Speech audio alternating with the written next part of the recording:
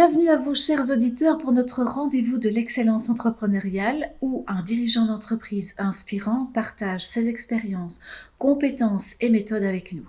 Ce podcast s'inscrit dans notre vision de faire de l'entreprise un levier d'épanouissement pour le dirigeant et pour ses collaborateurs. Mon nom est Nathalie Decnève et avec mon associée Isabelle Miller, nous accueillons un invité chaque mois. Bonjour Isabelle.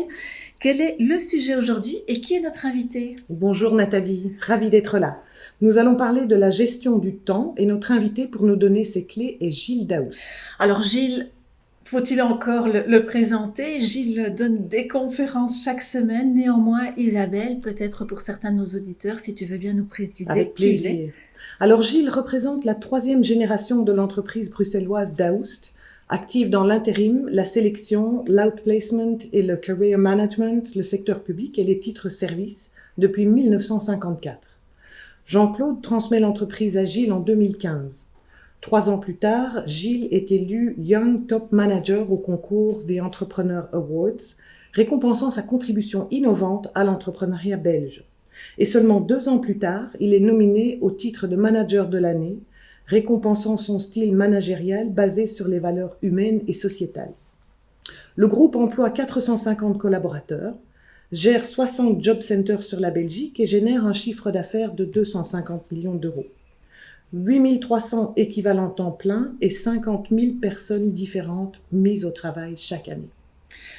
Fameuse entreprise, Isabelle, l'entreprise Daoust. Alors nous, ce qui nous étonne vraiment avec Gilles, et c'est vraiment ce qui fait son succès aujourd'hui, c'est toutes ces choses qu'il fait. Alors Gilles, est-ce que tu peux nous expliquer, parce que évidemment cette entreprise avec autant d'employés, tu es partenaire fondateur de la première chaîne de production LN24, tu fais de la BD, tu écris, tu as une famille, des enfants. Donc, dis-nous un peu comment tu fais. Oui, c'est un défi de tous les jours, je dirais. Ça fait 20 ans que je suis entrepreneur maintenant. J'ai 41 ans et j'ai commencé très très jeune en lançant ma start-up dans l'audiovisuel qui existe encore aujourd'hui, Title Media. Et ce n'est que plus tard que je me suis impliqué dans l'entreprise familiale Daoust. Et toutes les activités que je fais se sont accumulées au fur et à mesure du temps, ce qui m'a permis finalement de trouver petit à petit, et ça a pris 20 ans, l'organisation qui fait que je m'en sors tous les jours, que je ne suis pas trop un workaholic, comme dit le titre de mon livre. C'est surtout une question de gérer son planning de manière très structurée, très militaire, d'apprendre à dire non, de sélectionner, je dirais, les activités qu'on fait et d'essayer de les exercer avec beaucoup d'efficacité tout en gardant son humanité. Donc c'est évidemment très très facile à dire comme ça, mais ça s'est construit au fil des ans. Super. Gilles, alors du coup, planifier autant d'entreprises, comment est-ce que tu t'y prends ? Est-ce que les objectifs sont fixés à 10 ans, tu ramènes à 5, à 3, à 1 ? Et puis comment est-ce qu'en termes d'atteinte d'objectifs, tu procèdes ? Je dirais que chez Daoust, on fonctionne avec des objectifs à 3 ans. Donc, on a une stratégie à 3 ans qui, évidemment, est revue et affinée chaque année en fonction de l'évolution de la situation. Et c'est vrai que dans des années Covid, comme on vit pour le moment, il y a le plan et puis il y a la réalité. Et on essaie effectivement, avec un mécanisme assez participatif avec les équipes, de constituer un plan d'action qui va à la fois être ambitieux, à la fois être vraiment axé sur le développement, les ouvertures d'agences, par exemple, le lancement de nouvelles activités pour ce qui concerne Daoust, et en même temps qui est équilibré et qui est sain, c'est-à-dire qu'on essaie de ne pas tirer des plans sur la comète en se lançant dans tout et n'importe quoi au mépris parfois d'une certaine humanité, et on essaie de faire en sorte que ces plans d'action soient réalisables, que les membres de l'équipe s'y engagent, et je dirais que les ressources nécessaires soient à disposition pour que les équipes fassent leur meilleur travail. Alors, une journée type, par exemple, pour toi, Gilles, est-ce que tu as des créneaux horaires qui sont généralement les mêmes ou pas ? Est-ce que c'est en fonction de ce qui arrive, des urgences, du degré d'importance ? Comment procèdes-tu ? J'essaie de ne pas me laisser emporter par les urgences et surtout pas par les fausses urgences. Il y en a beaucoup. Donc, la base de mon organisation personnelle, c'est de découper ma semaine en 10 grandes plages, en 10 demi-journées. Ce qui ne veut pas dire que je vais réaliser seulement 10 choses sur une semaine, forcément, mais ce qui veut dire que j'ai 10 plages suffisamment grandes que pour y consacrer une tâche importante qui demande de la concentration, du temps, et vont se greffer autour de ça toute une série d'autres tâches, d'autres réunions, d'imprévus, d'emails, de communication, etc.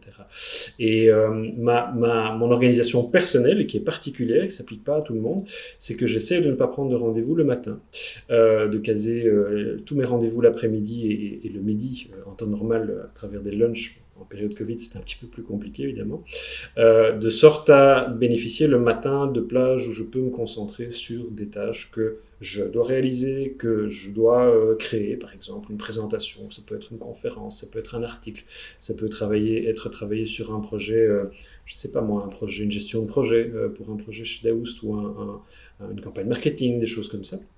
Des choses qui nécessitent vraiment de la concentration, avoir aussi le temps de gérer toutes les interactions dites offline, c'est-à-dire les emails, les coups de téléphone et ce genre de choses-là, qui mine de rien, si on essaie de les glisser dans un planning marathon de rendez-vous perpétuels toute la journée, ne sont pas efficaces. Donc moi, ma technique, c'est d'essayer de caser effectivement 3-4 rendez-vous par jour, du midi jusqu'à la soirée, ce qui mathématiquement permet de faire 15 à 20 réunions par semaine, c'est très mathématique, 750 à 1000 réunions par an, et si on est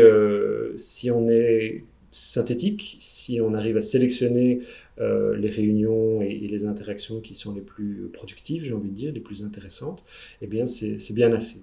Et bien souvent, ce que j'ai constaté dans le passé, c'est que au plus on surbook son agenda de 1001 choses, pas toujours intéressantes ou pas toujours nécessaires, au plus on perd de la qualité de travail, de la concentration, et on se lance parfois dans des phases d'épuisement qui ne sont bonnes à rien et à personne.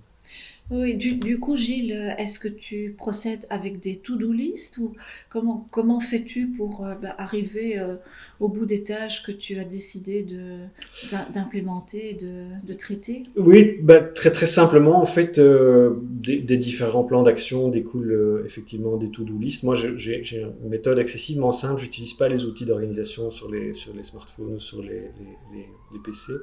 J'utilise une to-do list en papier crayon, où chaque semaine ou chaque 2 semaines, parfois c'est des sprints de 2 semaines, je note les tâches à réaliser, je surligne les tâches les plus importantes et je barre celles qui sont réalisées, et ainsi de suite, de semaine en semaine ou de 2 semaines en 2 semaines, ce qui permet d'être toujours très orienté sur l'action, et aussi d'avoir une vue complète de ce qu'on a à faire, mais aussi de ce qu'on a fait, pour parfois se rendre compte que l'essentiel a été accompli. Tu parlais tout à l'heure de réunions que tu fixes l'après-midi. C'est quand même un mal dans beaucoup d'entreprises, c'est la réunionnite entre guillemets. Comment procèdes-tu pour que ce soit efficient? Et c'est un peu ce que je comprends à travers tes propos, c'est voilà. D'abord, effectivement, j'essaie de faire en sorte qu'on ne tombe pas dans la réunionnite. Donc, moi, mon principe de fonctionnement, c'est de fixer effectivement une stratégie et des plans d'action, des budgets par exemple aussi assez clairs, et de donner, je dirais, un mandat assez large aux personnes avec lesquelles je travaille, de sorte à ne pas tomber dans le micromanagement. Je crois que réunionnite et micromanagement, c'est 2 notions qui sont souvent très très liées. Si on se croit omniscient et qu'on veut être omniprésent dans tout ce que fait l'entreprise, on écrase ces équipes, on ne leur donne pas la capacité de se développer, la liberté de se développer. Et donc, je pars du principe qu'une fois que le plan d'action est clairement établi, conjointement et de commun accord avec les membres de l'équipe, on fait une réunion d'équipe de direction toutes les semaines, on fait un face-to-face tous les mois, et entre ces moments fixes, ce sont des moments de rencontre à la demande, par exemple sur un projet, sur des dossiers plus spécifiques, mais on essaye vraiment de ne pas micromanager. Par contre, je donne souvent de l'espace aux réunions, donc je fais des réunions souvent d'1h30, de sorte à ne pas devoir non plus trop courir, et de sorte à pouvoir laisser un peu de place à l'humain aussi, et à la relation humaine et amicale, j'ai envie de dire, de se dérouler. Gilles, tu as posté quelques phrases cette semaine justement sur les 80-20. Tu peux un peu nous expliquer à nos auditeurs? C'était pas sur les 80-20. C'est dans le bouquin, dans Workaholic, je parle de ça. Il y a 2 notions. Il y a effectivement la règle des 80-20, qui est expliqué dans un bouquin fantastique de Richard Koch, de The 80-20 Principle, tout simplement, qui n'est pas récent, hein. C'est un classique. Le principe, c'est très simplement que 80% des résultats proviennent de 20% des efforts. Alors, ça ne veut pas dire qu'il faut évidemment tomber dans une attitude tir au flanc en se disant « je ne fais que ce qui est super important, traduire, les autres doivent faire le reste », c'est pas ça. Mais c'est d'effectivement être capable d'identifier ce qu'il va être le plus impactful sur l'entreprise, les projets, son organisation, et de donner l'espace à ces tâches-là, à ces actions-là, à ces projets-là, pour s'assurer que ces projets-là soient réalisés. Et en faisant ça, on fait son job. Tandis qu'en s'éparpillant et en essayant de tacler 100% des tâches ou des projets ou des contacts qui se présentent à nous, souvent on s'éparpille et souvent on perd le focus sur les choses importantes. L'autre notion que je traite dans le bouquin et dont tu parlais tout à l'heure, c'est pour moi la règle des 80%, c'est-à-dire d'essayer de viser 80% des résultats qu'on souhaite. Exemple, on décide de se lancer dans un projet informatique, par exemple. J'ai une vision, moi, en tant que CEO. Je vais essayer de la décrire de manière la plus synthétique possible à mes équipes. Eh bien, si je pars du principe que 100% de ma vision va être réalisée, je me lance dans un processus qui va être conduit à l'échec. Pourquoi ? Parce que si je me focalise sur les 80% qui sont vraiment importants, je laisse 20% d'espace aux autres idées, à mes collaborateurs, au hasard. Je permets aussi à mes collaborateurs, et j'adore dire ça, d'un peu casser la gueule à mes idées, c'est-à-dire de ne pas considérer que mes idées sont sacrées. Il faut respecter l'esprit, il faut apporter sa valeur ajoutée, ses idées, parfois ses contradictions. Et en faisant ça, je pense qu'on décomplexe un petit peu la relation et le project management, de sorte à ce que l'esprit soit respecté, mais que chacun contribue du mieux à la réalisation du projet. Magnifique. Tu parlais toujours aussi tu parlais tout à l'heure, pardon, de cette capacité à pouvoir dire non à certaines choses, et j'imagine que tu es sollicité quotidiennement pour participer à des projets, quels qu'ils soient, entrepreneuriaux, sociétaux ou autres. Comment est-ce qu'on apprend cela ? On apprend avec le temps et on apprend surtout en faisant trop. J'avoue que les conseils que je cite dans le livre, c'est des choses que j'ai appris en échouant et en me trompant et en étant parfois un peu épuisé par moments, hein, c'est d'où le titre Workaholic. Il est clair que quand j'ai commencé ma carrière il y a une vingtaine d'années, j'acceptais absolument tout, tous les contacts, toutes les demandes de rendez-vous, tous les projets aussi. Parfois il y a des projets qu'on me proposait qui n'étaient pas du tout dans l'ADN de ma start-up à l'époque, et je me disais mais je vais quand même le faire, ça va peut-être donner lieu à des opportunités ou à des contacts auxquels j'ai pas pensé. Et je me suis rendu compte qu'une fois de plus, dans 80% des cas, quand on ne le sent pas, il ne faut pas le faire. Mais ça s'apprend avec le temps. Donc au début, quand on est jeune, par exemple, si on est jeune créateur d'entreprise ou futur start-upper, on a aussi plus d'énergie quand on a 20 ans que quand on a 40 ou 60, peu importe.